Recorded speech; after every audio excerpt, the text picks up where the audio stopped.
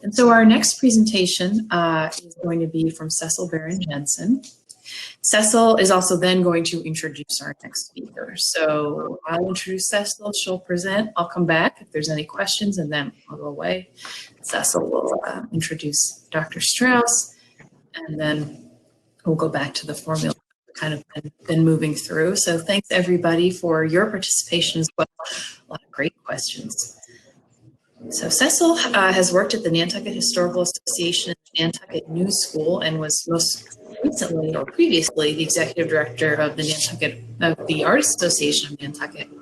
And she became the executive director, sorry, there's a plane flying by, of Remain Nantucket and Remain Ventures in 2018. In addition to her experience in leading dynamic organizations to achieve strategic goals, Cecil has a deep understanding of how cultural organizations contribute to the vitality of downtown Nantucket and the enthusiasm to drive Remain's mission towards the future. She's a past board member of several Nantucket nonprofits, and she's been recently appointed to be a member of the Massachusetts Cultural Council. So please join me in welcoming Cecil. Thanks, Mary. It's great to be here, and see I have a friend on this presentation with me, Claire Martin. She's going to come back and forth, bringing a few visual aids to this talk. So thank you all for being here, and I look forward to sharing with you a little bit about what we're up to at Remain Nantucket. So Nantucket Island is among hundreds of US cities and towns threatened by sea level rise. By the year 2100, much of Nantucket's historic downtown is projected to be inundated with water. Yeah, that's a dire warning, a crisis even. The way we live and move about the island is going to change significantly. But the stories of climate change, storm surges, nor'easters, unusually high wave action, beach erosion, full moons, and king tides are so much part of our island vernacular that we hardly notice them. Storms come and then go, and we forget about them, right? We've almost become immune to talking and hearing the words of climate change. The reality that our beloved downtown could truly be threatened by sea level rise has almost lost its impact. Thankfully, last year's Keeping History Above Water conference, hosted by the Nantucket Preservation Trust and the Preservation Institute Nantucket, gave us the visuals. The images presented by Marty Hilton and his students from the University of Florida stopped us in our tracks. The images of water superimposed on the historic streets and buildings were powerful tools to redeliver the urgency. We saw for the first time that what our town would look like with an additional 3.5 feet of water in 2040 and 4.54 feet in 2060. Then in 2080, the water was up to 6.1 feet. And then finally, in 2100, the water had risen up to a whopping 8.01 feet. The images became a call for action.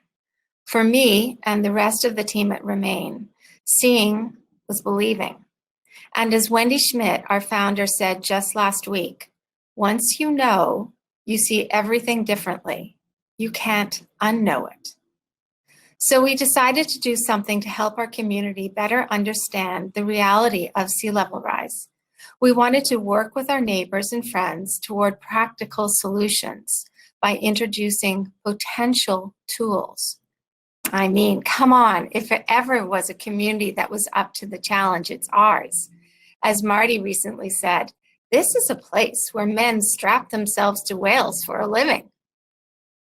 Capitalizing on Nantucket's long history of economic ingenuity and environmental resilience, and inspired by the town and others who are working toward positive responses to sea level rise, Remain Nantucket is introducing the Envision Resilience Nantucket Challenge. Okay, Claire, let's show them the video. And remember, if you click on it, you'll be able to see it larger.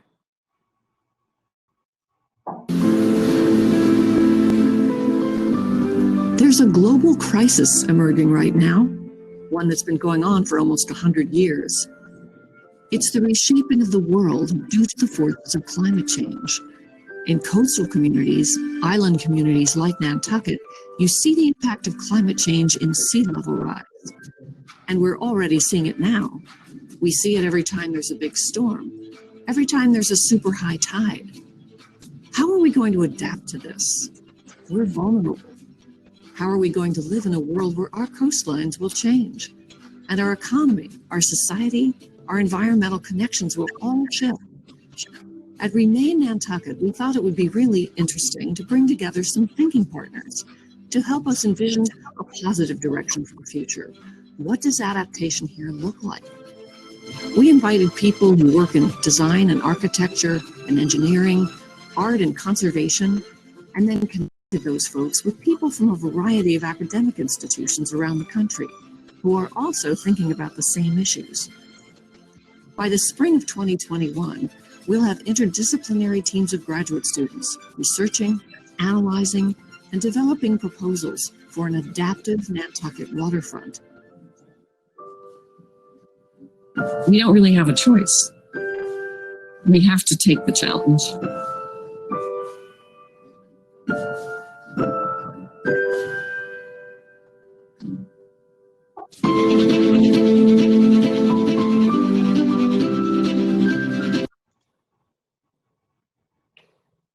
Well, I'm a little sorry that was so bitmapped, but I encourage you all to take a look at the Vimeo link that Claire just posted in the chat, and then you'll get it on your own screen, and it won't be quite so fragmented because it really is a beautiful film, and I think it not only explains what we're up to, but it's just such a beautiful story of Nantucket. So anyway, let's go back to my presentation. So as you probably tried to hear, Envision Resilience calls on multidisciplinary teams of graduate students, architects, designers, artists, engineers, naturalists, and conservationists to reimagine Nantucket Harbor and propose innovative and adaptive solutions to the current and future impacts of coastal sea level rise. The teams will be collaborating and competing in a structured design studio scheduled for the 2021 winter term. Remain Nantucket's aim is to align with the leadership and the expertise and the foundational work of concurrent initiatives by the town and other groups addressing this issue. We want to build on and in coordination with the effort being made by Coastal Community Resilience Planning, Acclimate, the Coastal Resiliency Advisory Committee, the Nantucket Preservation Trust, and the University of Florida's Preservation Institute Nantucket and Resilient Nantucket. In addition, we have convened a group of local advisors for the participating teams. Made up of 23 year-round and seasonal community members, the advisors bring experience in conservation, public works, real estate, architecture, art, historic preservation, natural resources, marine biologies, fisheries, civil engineering, science, and transportation. The challenge coordinator is Carolyn Cox of the Florida Climate Institute. She is working with the advisory co-chairs Robert Miklos, a respected Boston architect and founding principal of Design Lab, and Marty Hilton, the director of the University of Florida's Preservation Institute Nantucket. Together with support from the Remain staff, Carolyn, Marty, and Bob have secured buy-in from a number of prestigious design schools. These are universities with programs at the forefront of developing innovative solutions to the imminent challenges and risks facing coastal communities. Remain anticipates 5 to 7 interdisciplinary university teams, each with 8 to 10 graduate students and 1 faculty advisor. I had hoped to be able to announce the teams who will participate in Envision Resilience today. Unfortunately, COVID has had an impact on the university's ability to plan too far ahead. We will announce the participating universities next month. The design-driven approach will focus on 3 study areas. Each team will look at the whole harbor or waterfront, as well as one individual study area. So Claire is showing them now. Brant Point, historic downtown, Washington Street, and the creeks. Our hope is that we will encourage collaboration between the students and our team of advisors and experts as they identify threats, research solutions, and propose adaptive designs in the time increments of 2030, 2060, and 2100. These designs will be conceptual and will showcase principles and pathways rather than produce project lists or prescriptive solutions. The proposals will be evaluated by a respected jury of professionals in the field of architecture and climate change science during a summer 2021 exhibition. In addition, the island community will be invited to participate in a series of cultural and community events. By working with academia, collaborating with a core group of Nantucket advisors, and listening to and drawing inspiration from narratives of local residents, the challenge is expected to deliver fresh thinking to our community. We have 3 goals for Envision Resilience. The first is to provide an exceptional learning experience to the students participating in the challenge. The second is to engage a wide cross-section of the island population. Our hope is to appeal to all ages by producing a dynamic series of events including exhibitions, art, musical performances, and yes, even Zoom lectures and workshops. The final goal, however, takes us back to the beginning of this conversation. We want to change people's attitude about sea level rise.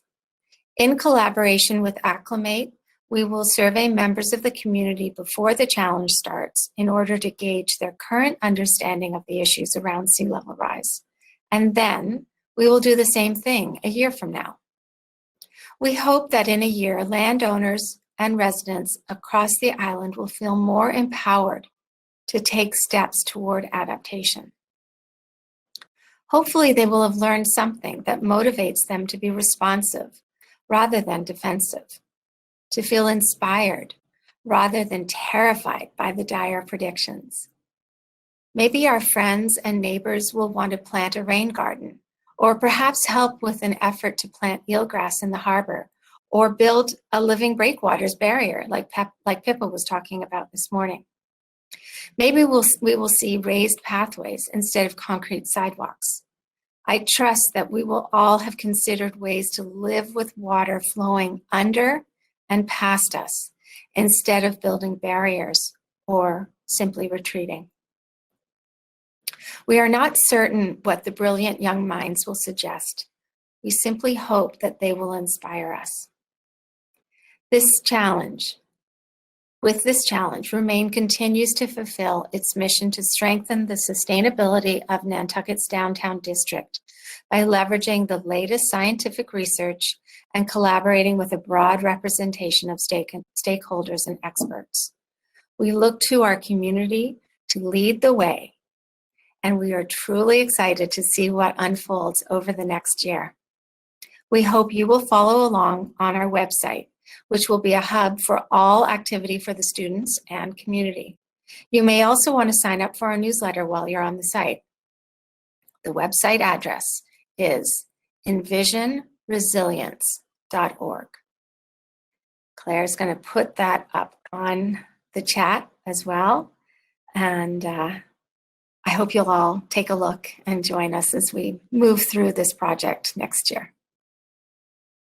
Mary, that's it for me. You've got any questions or comments? Now's the time. Great. Thank you so much, Cecil. It's really exciting project, and I think everybody that I know, well, now I'm glad I can talk about it because having kept it is hard. Under wraps. Exactly. I think it's going to be really exciting, and I'm looking forward to when those young people too will be able to come to Nantucket and really get to, experience the world that they're in. So does anybody have any particular questions for Cecil about this new venture? I loved Pippa's talk, and I have to say that when she said it's all about inspiring your community to pitch in and do the right thing when it comes to climate change, I think that's really exactly what we're trying to do with this project. Yeah, absolutely. Okay. Great. Well, I wonder if Ben is around. I hope so.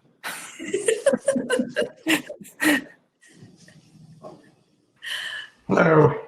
There he is. Yay. Well, thanks everybody. And please be sure to check out that Envision Resilience website. It's up. It looks great. And we'll turn it over to Cecil. Okay, great.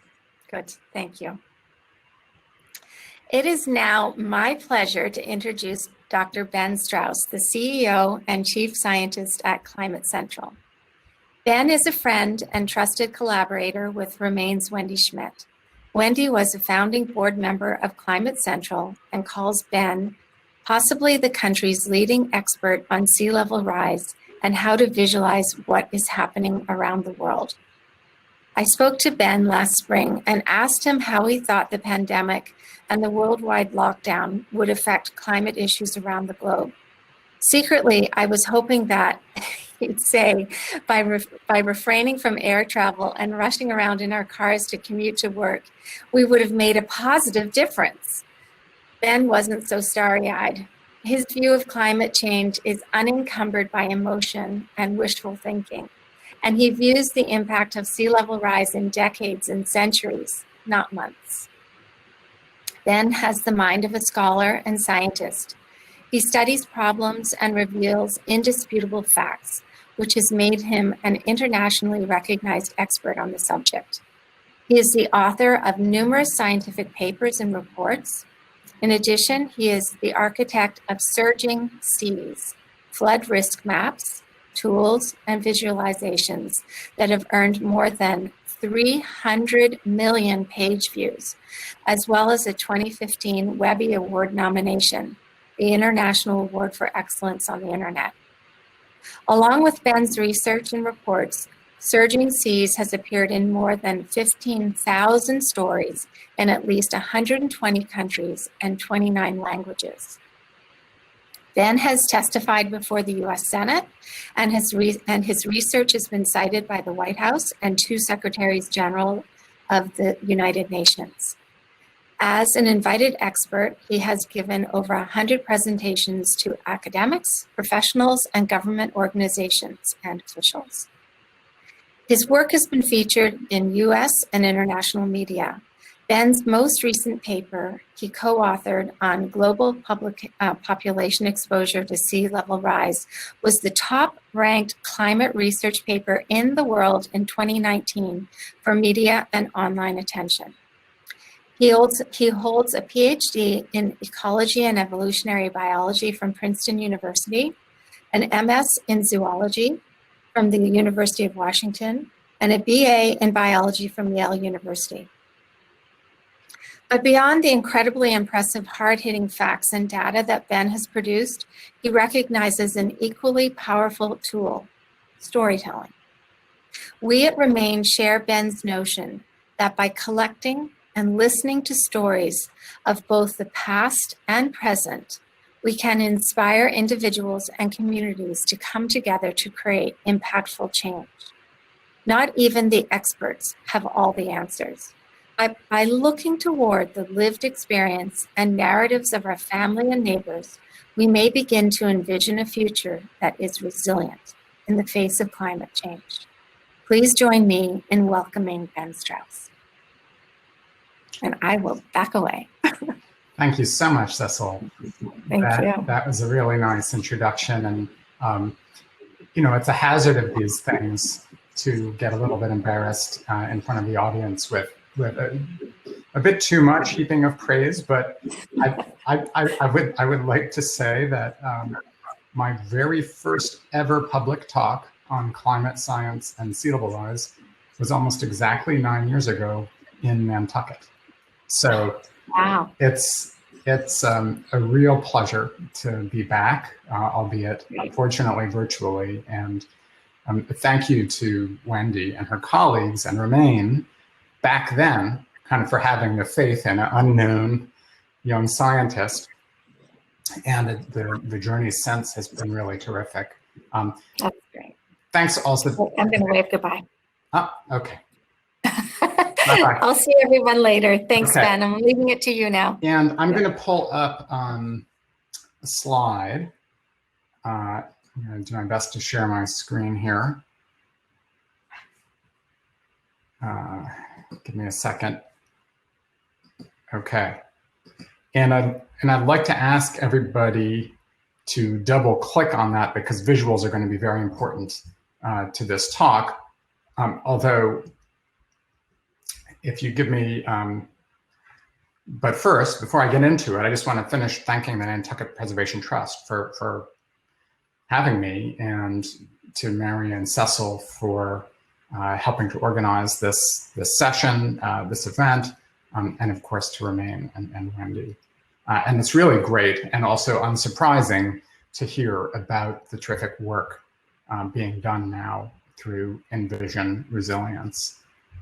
I'm also, I don't think I focused on the title of this conference when I accepted the speaking invitation, but it's about rescuing history. And my talk is about our shared deep history as humankind.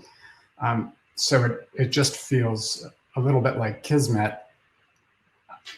And we're also happen to be at a really critical moment in history for Nantucket, for the human species. And I'm talking, beyond all of the chaos that's happening, right now, stepping back a little to the larger timelines of climate change. It's important. The moment in history is important right now on a daily, weekly, monthly basis, but also on the scale of centuries and millennia.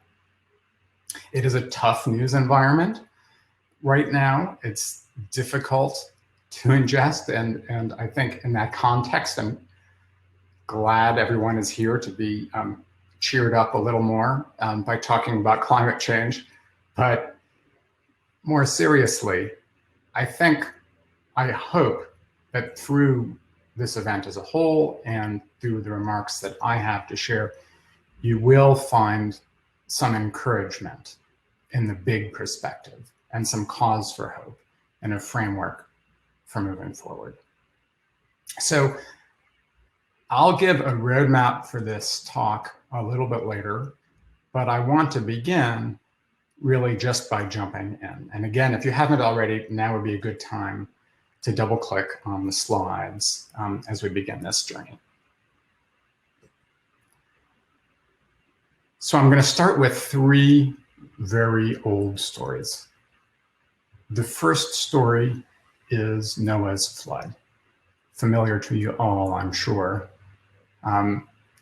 Actually, if you Google world's oldest story, the answer you get back is Gilgamesh.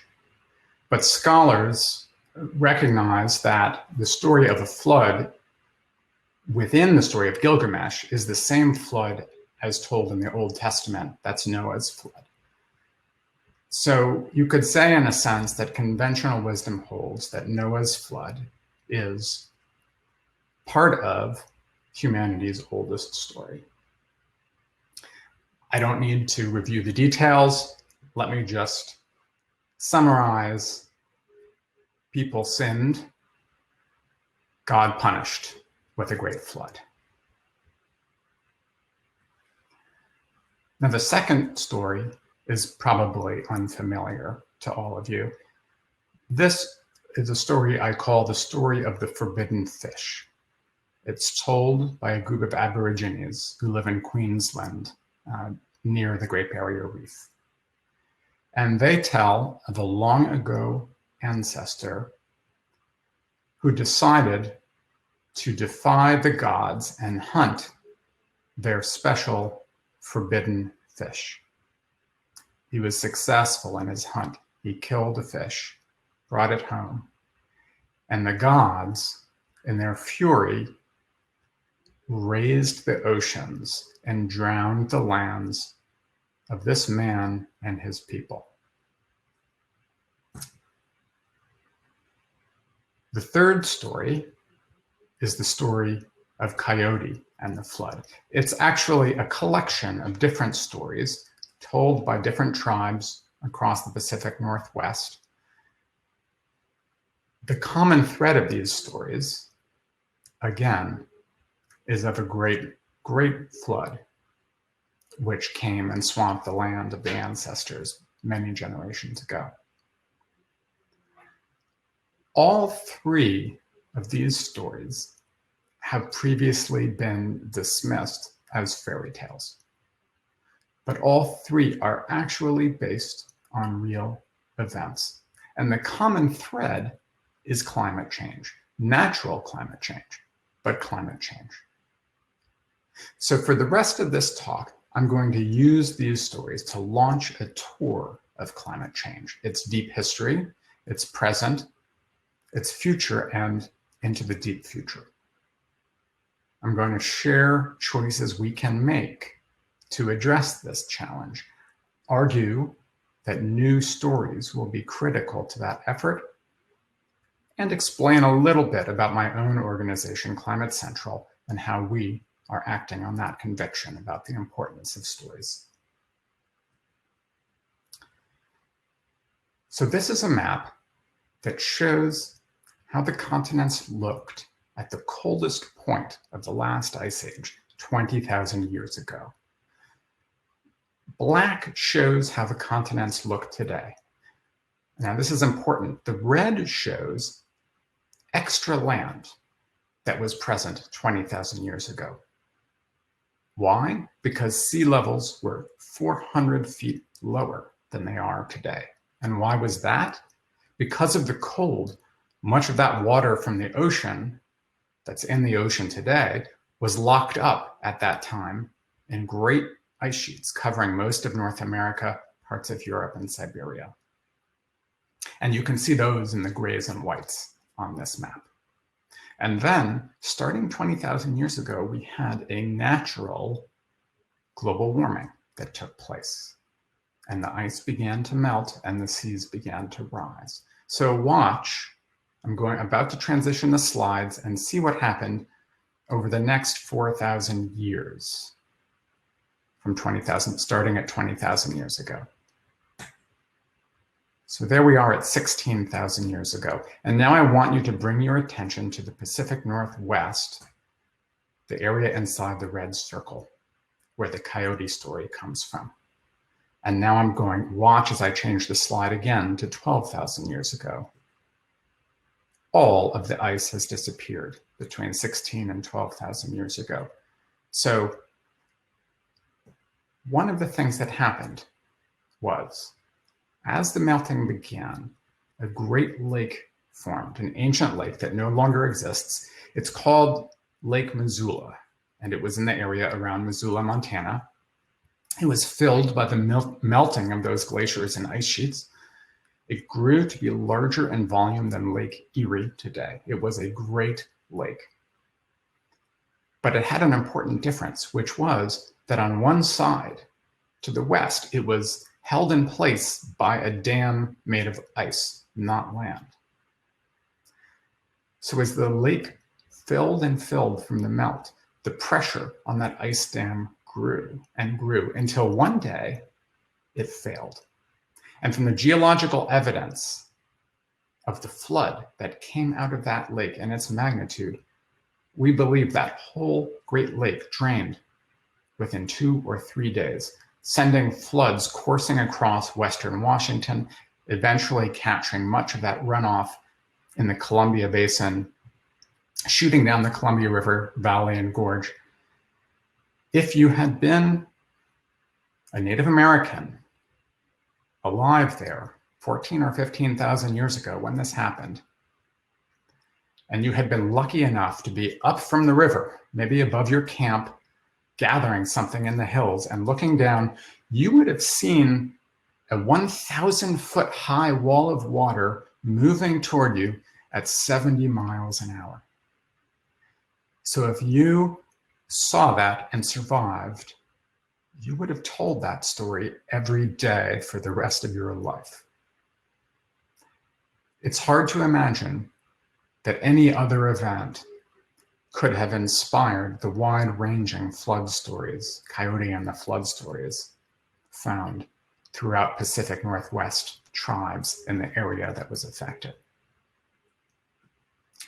Now, if we go back to the map, I'm going to go back to 16,000 years ago, but this time I want to draw your attention to Australia, the site of the forbidden fish story. And let's watch what happens over the next 8,000 years as I advance the slides. Here's 12,000 years ago, 8,000 years ago. By then, Australia essentially had its modern form, a tremendous loss of coastal land over those thousands of years. There were periods in the middle of that time when parts of the coast would have lost 1 foot per week horizontally, with the ocean moving inland. And that speed of retreat would have been maintained in some places for a century or more. Surely, that is the origin of the story of the forbidden fish. Only a major transgression against the gods could explain such a thing. And in fact, there are more than 20 stories told by Aborigines around Australia that are parallel and tell of the rising ocean and remember features which are now lost under the ocean, so that we can date the timing of those stories from when those features used to still exist, or when islands used to still be connected to the mainland. And we know that those Aboriginal stories range between 8,000 and 13,000 years. And what's remarkable is that neither the Aborigines nor the Native Americans in the Pacific Northwest had written language to preserve these memories with. Rather, these events were so powerful that they were remembered for on the order of 10,000 years by word of mouth alone. Here's a cave painting found in Western Australia.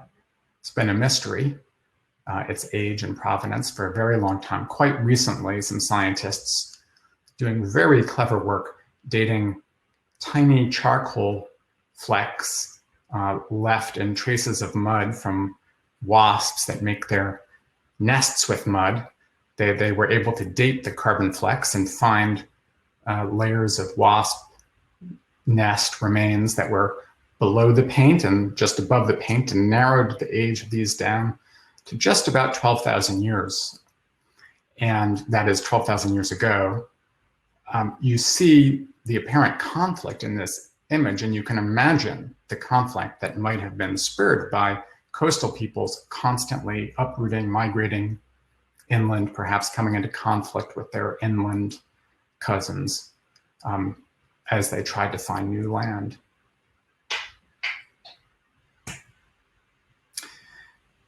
Now, I'd like to shift your attention to the Middle East and the Black Sea. Here's the picture 12,000 years ago. This one's harder to see. Look closely, and we head to 8,000 years ago. Zooming in, and I apologize from the different color scheme, but this was adapted from someone else's paper. 9,000 years ago, the border of the Black Sea is reflected by the orange-red line here. In fact, it wasn't the Black Sea. We might have called it the Black Lake because it was fresh water and not connected to the ocean.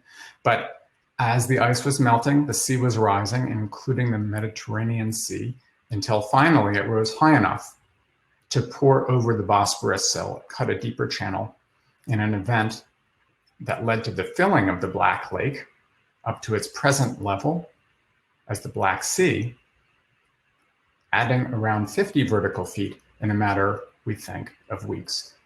An event that is easy to imagine was translated into the flood story of Gilgamesh and ultimately Noah's flood in the Bible. This one might have been remembered by oral tradition for some few thousand years before it was then written down and preserved since then. Pretty junior compared to the stories of the Aborigines and the Native Americans, but still a very old story, also reflecting the power and trauma an event like this. So it turns out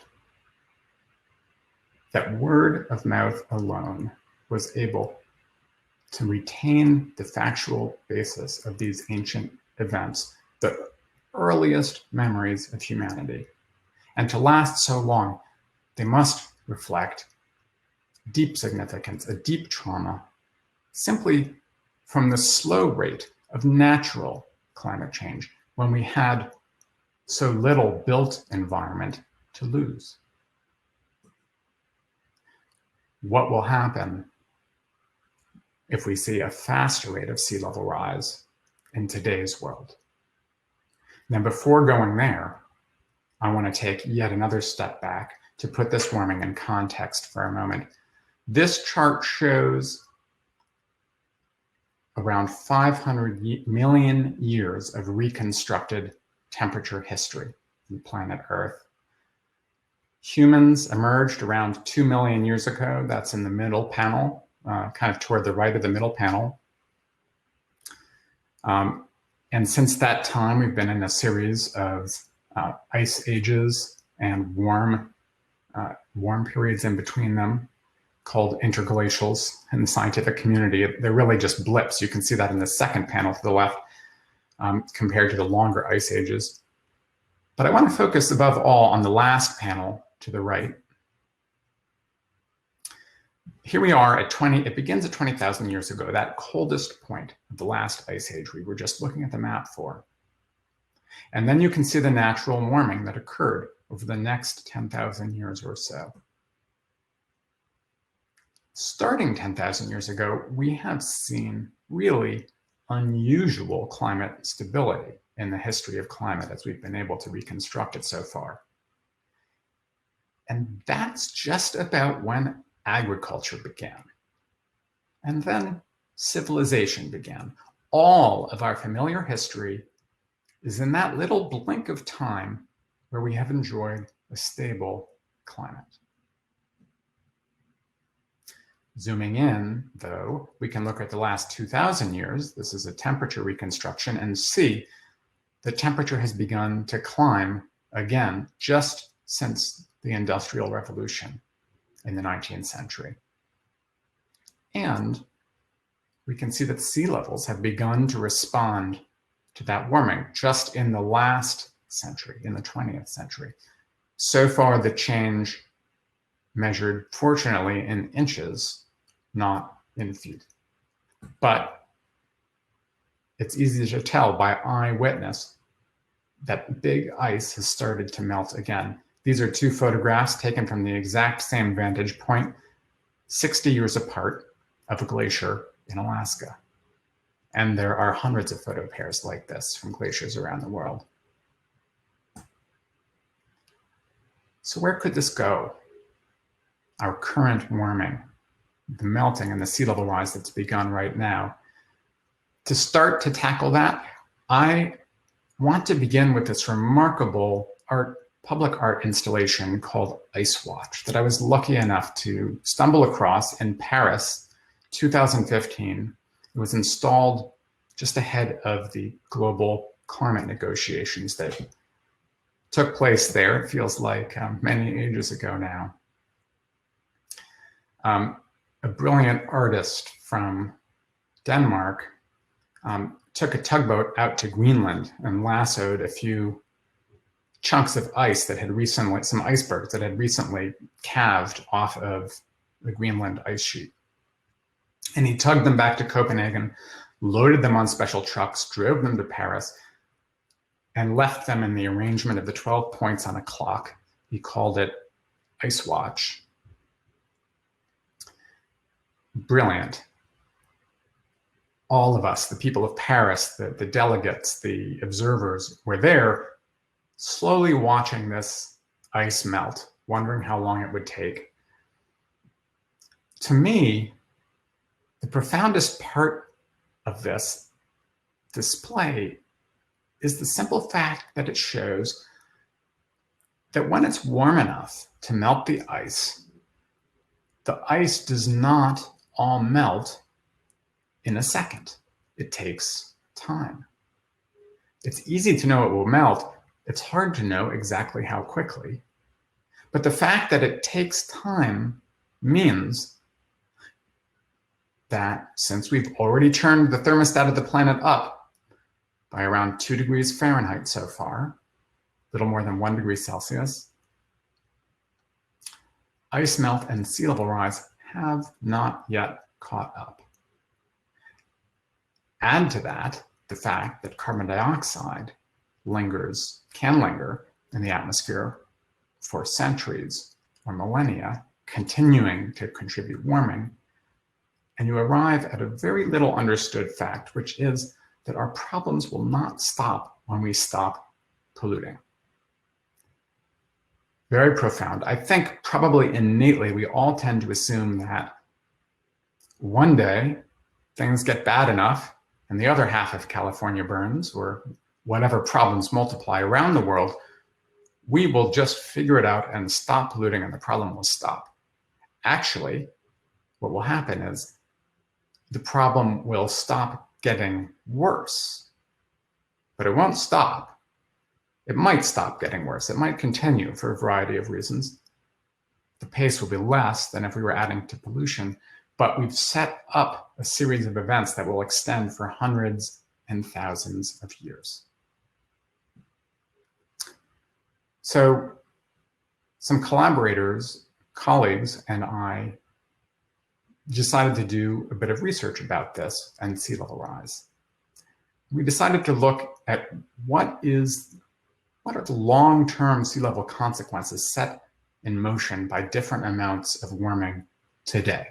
So I'm about to show you some images that reflect long-term sea level rise, multi-century, maybe even 1,000 years of sea level rise.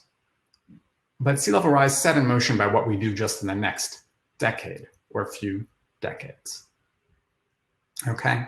Because it takes time for ice to melt. And what I'm showing you now is a little map of how Nantucket looks today, the coast of Nantucket roughly today. And in the next slide, I'm going to show in blue over the land areas below this long-term sea level rise set in motion by just 1 degree Celsius of warming. And as I just noted, we've already done that much warming. So this is sea level rise in the pipeline pretty much no matter what we do from here. That's 1 degree. So all of the planning efforts that you're embarking upon, none of them will be in vain. I can't tell you how quickly this is going to happen. In fact, the forecast we heard from Cecil earlier showed basically this much sea level rise happening by the end of this century. That's one forecast. Other forecasts might be half that for the end of this century. Other forecasts would be a little more. It's much harder, much harder to say how much sea level rise by the end of this century than to say how much will eventually melt given this much warming. And that's what I'm showing now. How much would eventually melt with this much warming? Here's 1 degree, but how about 2 degrees? 2 degrees is the main target that's been agreed to by the international community. But I'll just leave it at that. Let's transition from 1 to 2. Here's a look at 2 degrees. But our emissions trend right now, the behavior of the United States and other nations around the world, we're not on track for 2 degrees. We're on track for something more like somewhere between 3 and 4 degrees. So here's 4 degrees of warming. All right. Well, of course, it's not just in Nantucket. We've got these maps for around the world. I think a lot of people don't realize quite how vulnerable Boston is. So here's just a quick tour of that. The present, 1 degree, already committed. 2 degrees, the international target. 4 degrees, closer to where we're headed on our current path. At least it looks better than Florida. I won't go there though.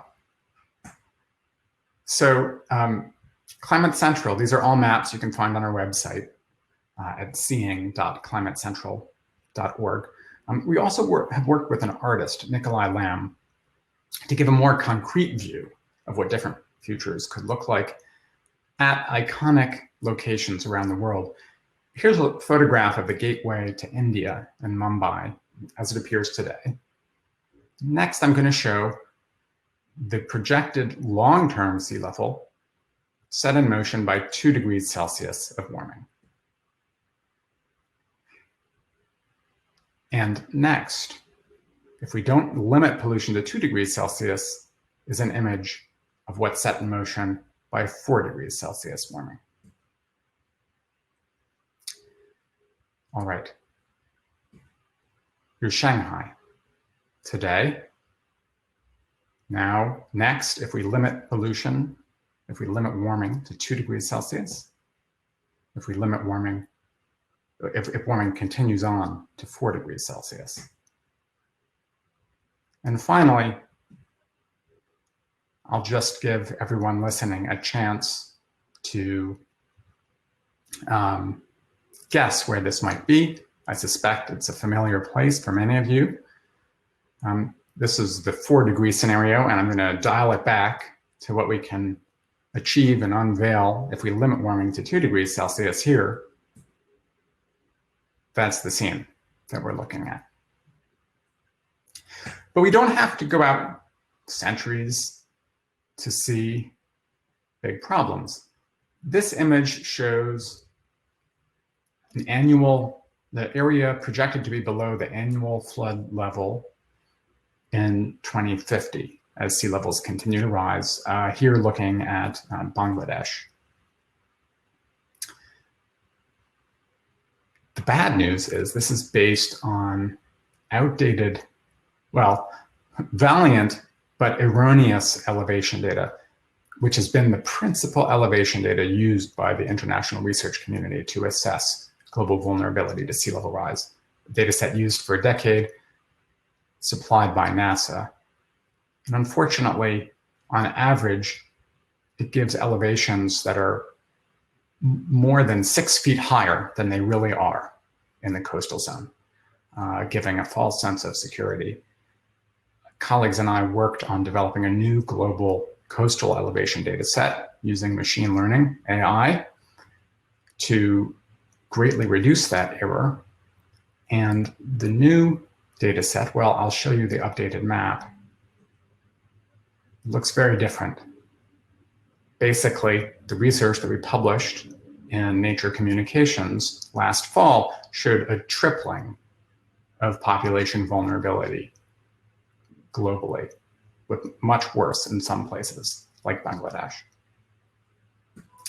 And we put this research into the world's first science-backed, interactive global sea level map that you can find online at coastal.climatecentral.org.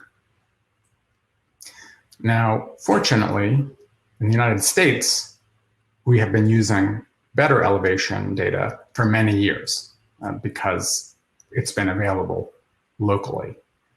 We don't need AI to fix it. We've spent the dollars on taking very detailed local measurements using airplane overflights, laser-based measurements called LIDAR. Much better elevation data, and we use that better US data to inform the map here in the United States. But here's a look at Nantucket at land projected to be below the average worst of the year flood by mid-century with sea level rise. And this is very much a mid-range sea level rise projection. And obviously this is affecting quite significant parts of the community in downtown. But of course, we don't have to wait for the middle of the century for impacts either. You're feeling them in Nantucket today with more frequent and higher coastal floods. This slide and the next are pictures taken in Kiribati, a Pacific Atoll nation, which holds a special place in my heart because years ago, I had the fortune to be part of a very small retreat focused on sea level rise. And one of the participants was then President Anote Tong of Kiribati. And one night as I was walking back to my room in my little cabin, there was a campfire set up next to it with some snacks and drinks. And President Tong was there, just President Tong and one other guest. And he called me over and we had a chat. And he asked me, how long do I have? How long does my people have? How long will we still have our home? How long before we have to all move away? And he said, I asked other scientists, I asked experts and leaders from the Western world, no one can answer me. What's your answer? Of course, I couldn't answer him. As I told you, the timing is much harder than the amount of sea level rise. And the elevation data we have for Kiribati is terrible. But what it really brought home for me, the emotional power of this. Truth is, I'm a mountain person. I'm living in a safe, high place, not the mountains, but Princeton, New Jersey. I make maps and images, but I'm not there like you're there. And kind of the emotional impact of looking at your place, your land, and this threat that's rising is really profound. And it can feel dark. It can feel very dark when you look at the threats posed by climate change.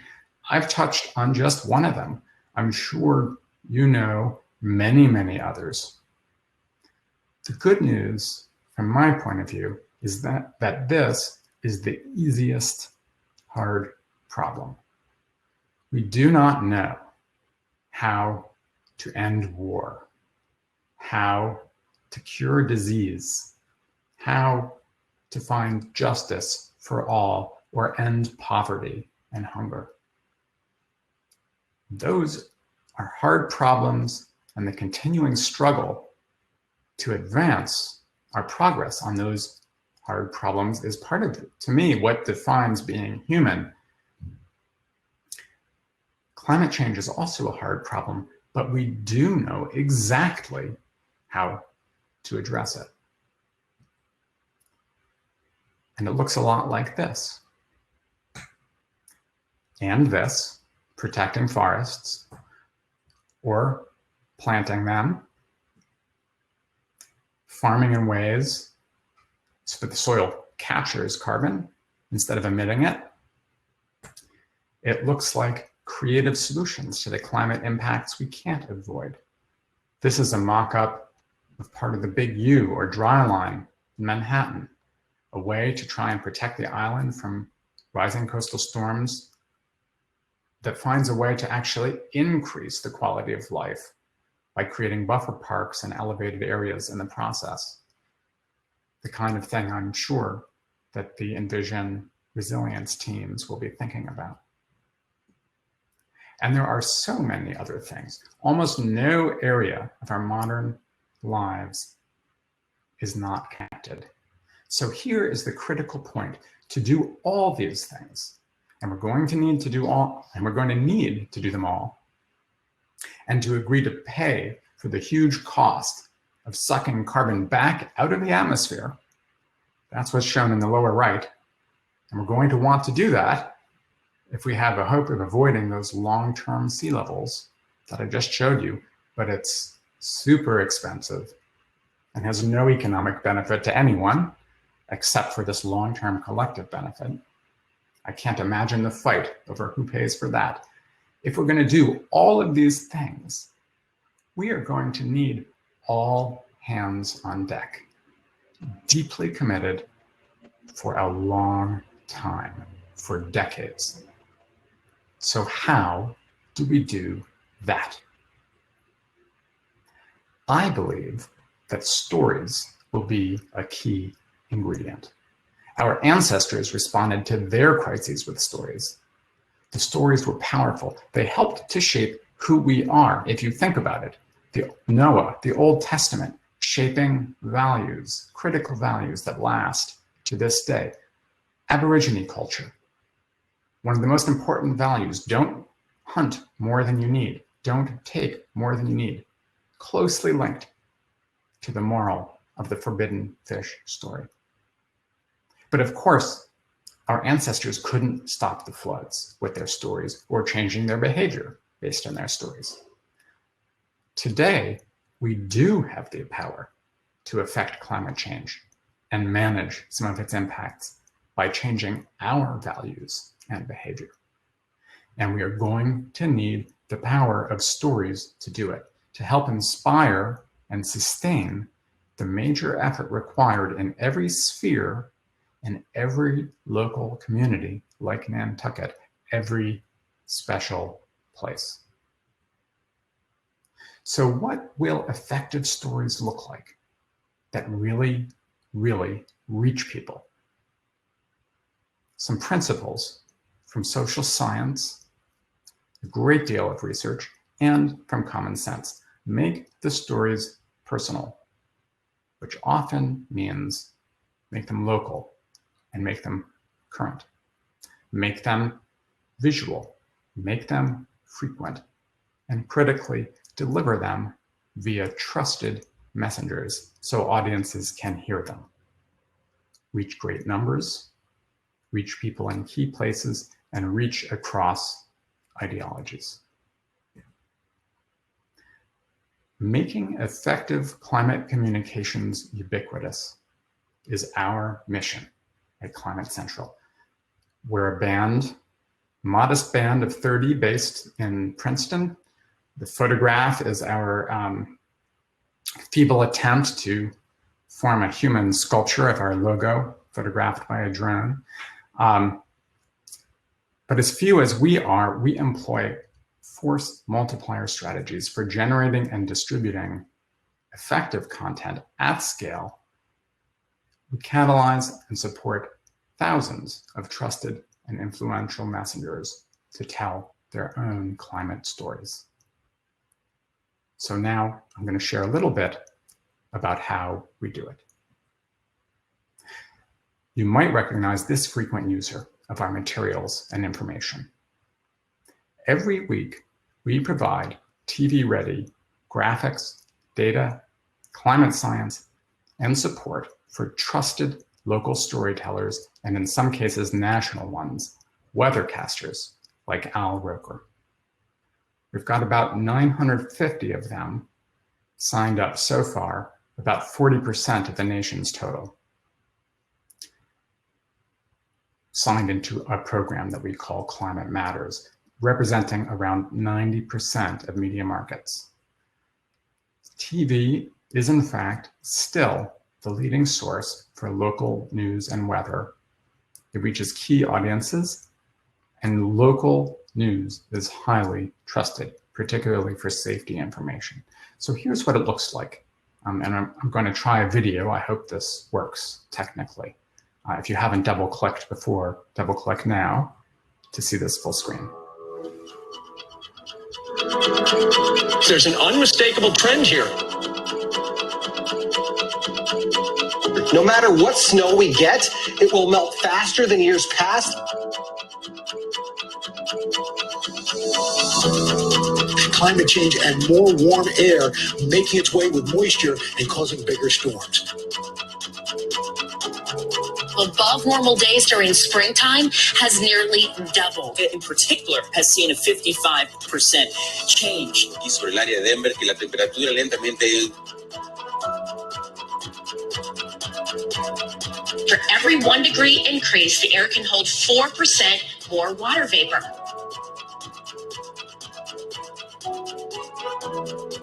An increase in these hot days in the summer. The line gradually increasing. Part of our warming climate where the summers are getting warmer.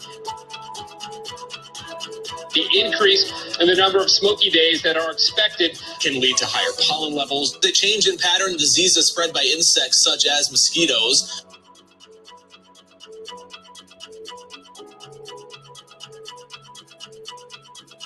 Those turbines, we also create a lot of job opportunities. Churches, synagogues, all across the country are now enjoying the benefits of tapping into the sun. La energía solar, eso evita la contaminación. From Climate Central. Our partners at Climate Central, our friends over at Climate Central.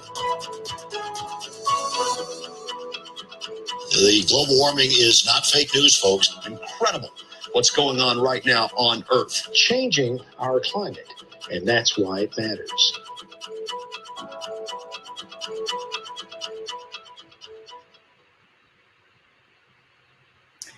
And this stuff works. Peer-reviewed and ongoing social science research says it is increasing public recognition and concern about climate.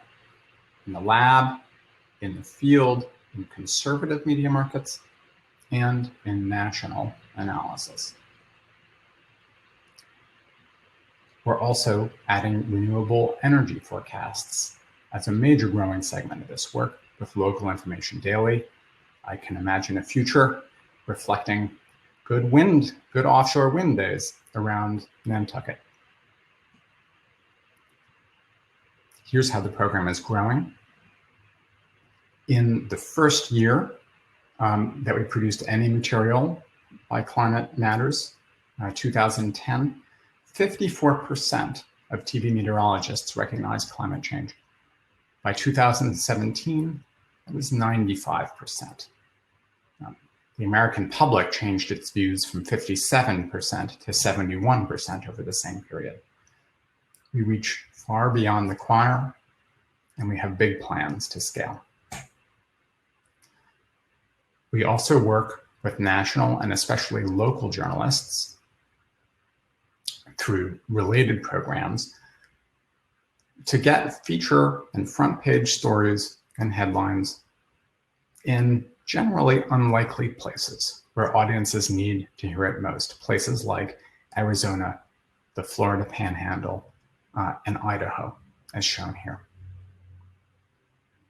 And yeah, this is a couple years old, that smoke headline for Idaho, but it applies every bit as much today. We've also generated front page stories around the world. Here are just a handful covering the research I mentioned, the sea level research around tripling the threat when we use improved elevation data for the global analysis. Generated more than 4,000 stories in 120 countries. This work from our sea level program, which follows a bit of a different model than Climate Matters, but is still focused on efficient, effective communications at scale, using our research results, maps, and visuals at the local scale, but with nationwide or global coverage.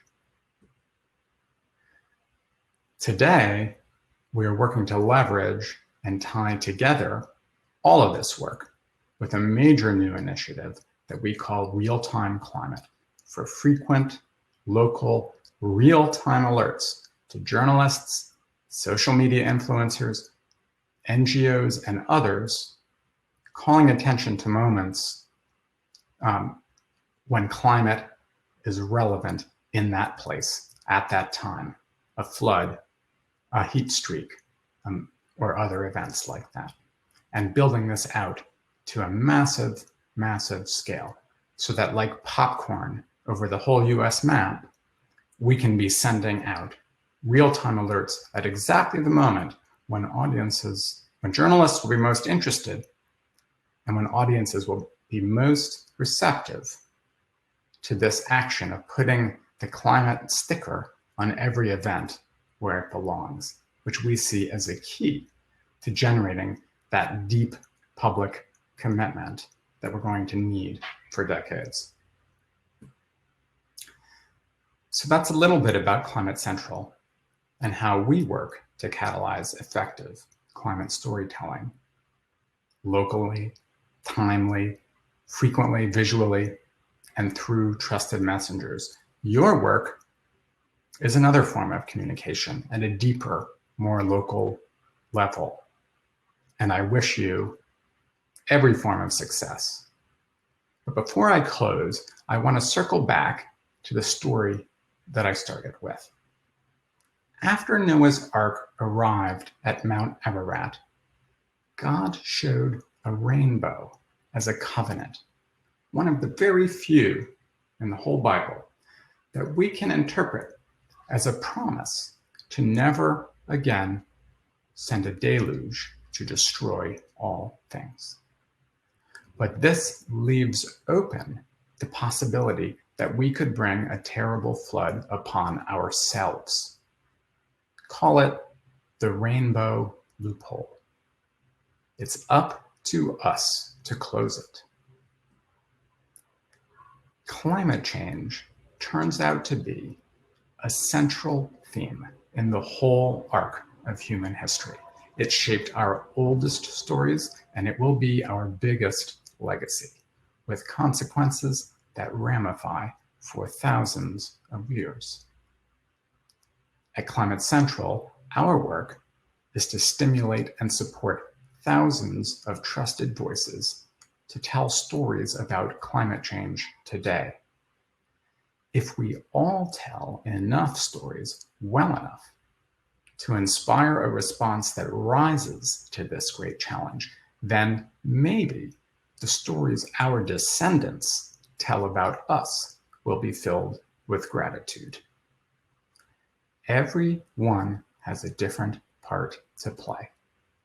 Each of us affects the climate, and the climate affects each of us. There is no avoiding it, no escape rocket ship. We are all in the boat together. Let's make it an arc. Thank you. And now Mary, I think should come back and can help to moderate the Q&A. Yes, thank you so much, Ben. I'm going to put in some polls that Ben has sent to get us thinking. So just give me a minute to get the first one up here. Of course, you can write your questions in the chat while I'm doing that. Let's see. That was really, you know, it's interesting to think about all the different stories that are told across the world throughout human history and how much overlap there is. Well, most cultures have some kind of foundational flood story. And it really, when you look at that old map of the world with the red basically lining every continent, you know, every person living near the coast, everywhere 10,000 years ago experienced loss of land. And our ancestors lived by the coasts and by rivers and lakes. And that was a way to travel and find food. So people really did experience, you know, the experience of sea level rise and coastal flooding was a near universal human experience. And those of our ancestors who didn't get that probably lived near rivers that would have flooded in periodic storms. So it's a deep part of our culture. Absolutely. So folks, if you look at the middle tab, we've got chat, polls, and people. So I'm starting to put in a couple of polls in that middle tab. And we've got our first question here from another Mary. Does Climate Central's work look at human migration as a result of climate change? Great question. We have collaborated in a little bit of work along those lines. We haven't done a great deal directly, but we do, almost every time we work with a new sea level projection, we estimate, you know, how many people in each city or county, state or country live below the future projected sea level or future projected flooding levels with sea level rise.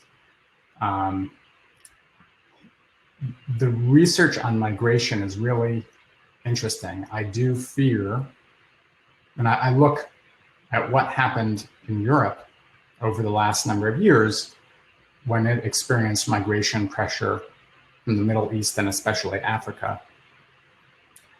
And those flows were really trickles compared to the flows of migrants we could see, the flows of climate migrants we could see later this century. So that's going to be a big part of this equation, and I think one of the most destabilizing factors. I will say that people tend to really dig in and stay put as long as they can on the coast,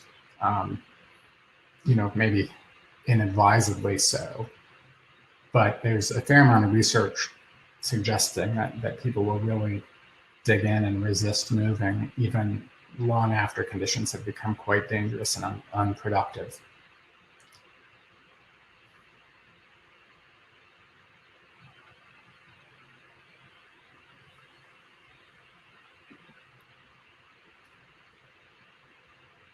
Oh, Mary, I can't hear you. I think you might have gone on mute. Thank you, yeah.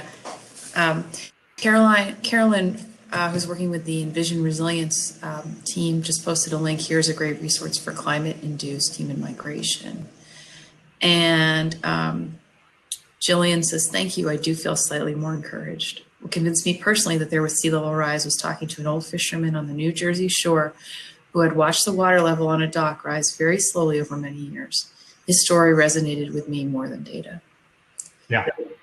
And Tim Crowley says, can you share Native American stories about their ancestors walking to Martha's Vineyard in Nantucket before sea level rise made them islands? But are there stories like that? Yeah, actually, Timothy, I was just talking to Blair Perkins, who is a fellow in town who leads a tour of the harborfront, and he's really interested in geology and history, and he was talking about some of that. But when I went to another conference, Keeping History Above Water, in St. Augustine, there was a presentation from the Seminole tribe, and I found it really powerful because, I know there are a couple of folks on this call who were there too as well. What they said was, you're going to have to learn how to carry your history on your backs. You know, this idea that Native peoples and other people who've been displaced off their lands have been carrying their histories with them through oral tradition and through other stories. So I thought that was a really interesting shift. Just to your point, that all throughout human history, people have moved and have dealt with water in different ways. Yes. I would please email me. I mean, I would love to get the story of walking to Nantucket. Okay, so I'll if I can find that I'll email the both of you. I don't know, is Melissa Philbrick on? Is Nat around? Nathaniel Philbrick wrote a great book called Abram's Eyes about Nantucket's Native American population. That's great. Okay, does anybody have any other questions or thoughts? Oh, that's right. Tim points out the story of Moshe. That's the story, I believe, right, that Nantucket and Martha's Vineyard were created by sandy moccasins being thrown as well. It's a lot of great. Well, it's interesting, right? Like Nantucket. Well, I don't know the geology of Nantucket. I know Long Island is kind of a moraine that was left behind as the ice retreated. So I imagine that Nantucket would have been under ice, but the form of the curl off of Massachusetts suggests to me that maybe part of that is also moraine. Maybe Nantucket is related to moraine. So it became available to colonize in some period, and then it became an island after that. Peter Brace, who's also a natural historian, has piped up Nantucket. Native Americans were on Nantucket before it became an island. Yeah. Yeah. Absolutely. What do you find to be the most effective way, I guess, of getting people to change their mind? Like, is there a story that of the three that you told that really resonates with you? Like the one that Jillian shared of talking to a fisherman. Yeah, so I mean, what we do at Climate Central is really to try to provide tools to other storytellers. We're less involved in direct storytelling, but we try and provide tools which I will say point the stories in the direction of being local, of being near term, of being visual, of being delivered by trusted messengers, right? So we try and stack the odds in favor of communications that should be effective, but we really, for us, we don't expect that we are going to be the most trusted messenger for the most important audiences. So one thing, we're not looking for the person who's coming to climatecentral.org.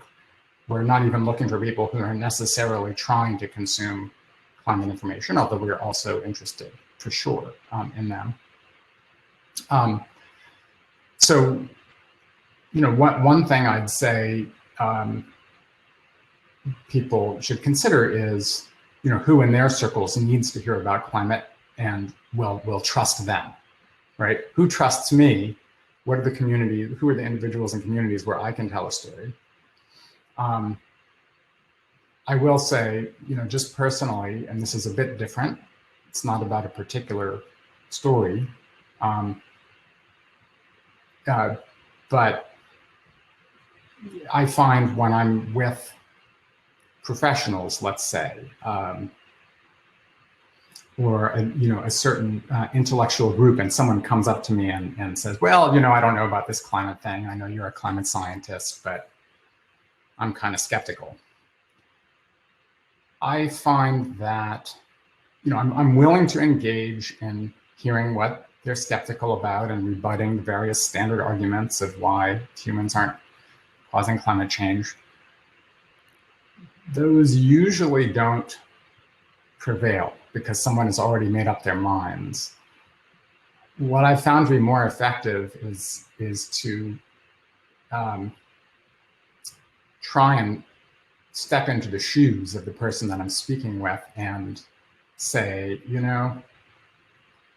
it seems to me that you're really working to think independently here and think skeptically. And I think those are both good things. Those are great things. You don't want to say climate change is a problem just because it seems to be fashionable or a lot of people are saying that. And I find, right, this type will really connect with that idea. They'll agree strongly that that's what they're doing. They're being good, independent thinkers. And then I'll say, surely there are areas outside your expertise when you do agree with the majority expert opinion. Maybe you agree that smoking helps to cause cancer, and so forth and so on. And people will always agree with that statement. There are cases where they rely on other experts, and then from there, the question is, well, why do you trust experts on some things and not on other things? And so I've turned it into more of a psychological self-examination, which is totally unexpected, right? This particular kind of conversational is kind of ready to duke it out over the facts on climate change and their favorite argument and wants to stump me. And if I kind of turn it into self-examination, it's very disarming. So being creative like that. Yeah. In terms of these stories, I do find people to be very engaged by this, not by one of the stories in particular, but just by the idea that our challenges are part of this continuity of human history. That's such a great thing to say. Because as I think about, one of the things we talk about when we talk about history and historic preservation in particular is really understanding that we exist on a continuum of human history and that we can draw on the strength of the people who come before us. So Thomas has a question. What industries do you see thriving going forward? I can't help but think of today's issues of retooling coal miners as an example to provide for their families in another way. Without solving the economics of this basic issue, we are doomed to have to listen to the advice and views of our president. We need to give climate-friendly career alternatives to people. So what climate, what should a young person or a not so young person go into as a career in this new world? Yeah, well, I mean, I'll say overall, I think that this is a huge economic opportunity. And most of the resistance is from powerful industries which see themselves as the losers in the deal. But if you stop and think about it, we're talking about changing the energy system, changing the way we farm, changing what we eat, how we transport ourselves, changing everything on some level. It's a huge economic opportunity for all kinds of new economic winners and jobs. There's so much work to do, and really it touches every sphere of life. Not to mention, how many miles of coast do we have in Massachusetts, let alone the United States and the world? There's a tremendous amount of revisioning to do, planning, kind of infrastructure development that accommodates and anticipates rising seas, and the same thing for adapting other areas to other climate threats, adapting to hotter regimes. We're going to need to build different kinds of homes and weatherize the ones that we have. We're going to have to rethink how we manage forests or agriculture with irrigation. So really, like in some respects, it could be the biggest economic opportunity the world has ever seen. And what's limiting us is our imagination and the kind of fundamental human tendency to be conservative and to resist change. Of course, that opportunity is paired with many impacts and losses. And that's the painful part. And that's the big question, is to what degree will we be able to manage those and find the resources and energy to invest into this new future. But it's a real opportunity. And look, for people working in the fossil fuel industry, there's going to be a ton of work moving forward. We need their expertise. We're going to need to build, I don't think this is fortunate from a land use point of view, but we're going to need to build, a ton of new transmission lines to move renewable energy between different parts of the country where it's produced and consumed. I think that can mostly be done in existing rights of way and pathways. We're going to need to build a major network of pipelines. And that's something, again, that I think a lot in the conservation community might not want to hear, but it's not oil or gas pipelines, it's pipelines for carbon dioxide, so that we can transport carbon dioxide from where it's produced to where it can be safely buried deep underground. And so that transportation, that burying deep underground, all of these are skill sets that the fossil fuel industry is best positioned to be able to fulfill. So I think there's going to be plenty of work for everyone. And in fact, the transition, we can make a complete transition, and new analysis is emerging. It's still in draft. I can't share it. We're next to it. We're not doing it. Every year, the country spends a certain percentage of our GDP on energy. And you can look back at what that percentage has been over the last 4 or 5 decades. We can keep a percentage well below average and transform the entire energy economy to net zero carbon emissions by 2050. Doesn't have to be painful from a total society point of view. So, whether the question is, a young person could go into, old school engineering for doing pipelines and digging wells and injecting things into the earth, or they could go into modern technologies for farming, or carpentry for weatherization, new ways to build homes. There's a huge range of opportunity. It's a matter of choosing to do it. Does anybody have any other questions for Ben? We do have some. I will say, just reflecting on the point you made about history earlier. I don't know whether there's ever another piece of research I did looked at sea levels 10,000 years in the future. I could show a series of slides quickly if that would be of interest, even without the polling, if that's not working. But with or without that, suffice it to say, we could see some very big changes after 10,000 years. I think the polling is working, but what we could do is we could also just do it at you could give that verbal cue. You could ask your question and then have people write down their answers in the chat. Okay.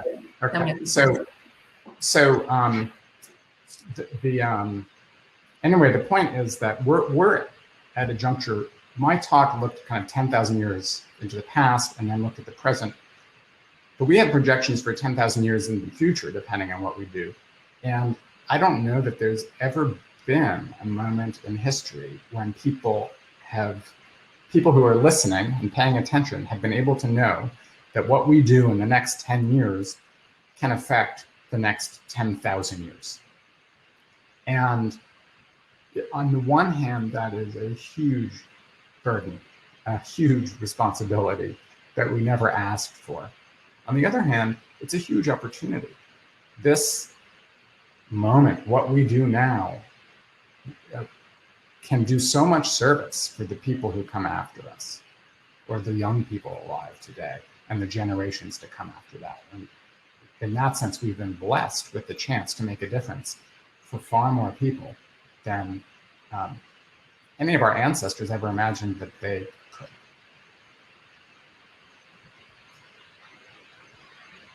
So do you want to, do we have answers to any of the polls that are up? Sure. Yeah, let me pull up. I'm just curious what you said. Yeah. My poll, okay, we've got, what percentage of vulnerable coastal communities will find pathways to resilience in the face of rising seas and stay largely in place and largely retain their character through the end of the century? 9 votes say, 41%, 9 votes say 30% or less. Oh, that just changed. 36% say 30% or less. 48% say 30 to 70%. 16% say 70 to 90. Nobody said 90 or more. When will climate change become a sustained top urgent priority for the American public and its elected leaders across parties? Within the next 5 years, that just dropped down to 33%. Within the next 5 to 15 years is 40%. Within the next 15 to 30 years is 24%. When will core values change so that unnecessary climate polluting activities evoke a reflexive negative emotional reaction in most Americans? Within the next 5 years, 7%. Within the next 5 to 15 years, 57%. Within the next 50 to 30 years, 29%. Later or never, 7%. And when will internal combustion engines be outlawed in the United States? Again, that just also shifted. I'm glad people are voting. I'll take screenshots of all this and send it to you at the very end. We've got by 2035, 18%. By 2050, 27%.